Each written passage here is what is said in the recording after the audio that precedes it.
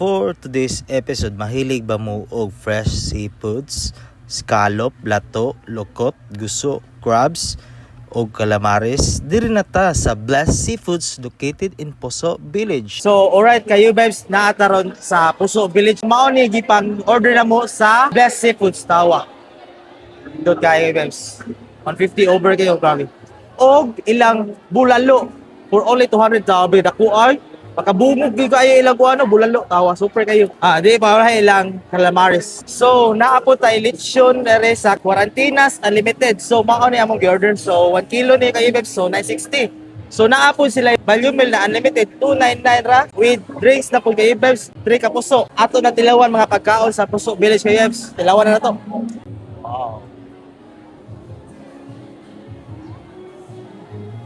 Grabe. Juicy kayo lang lechon kayo babes eh. Grabe ka Quartinas. Lambi yung kayo babes. Di yung ka magbahay sa ibong pinalit kayo babes. Blessed Seafoods kayo babes. Let's taste.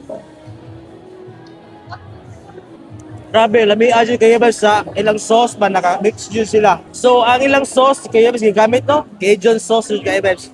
O ilang calamares at tilawan.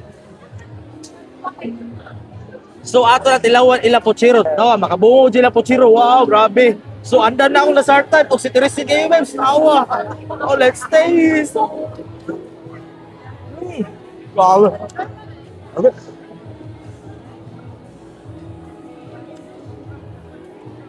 Umupan yung iba. Grabe. Damit din lang kwan. Pochero. Sulit kayo.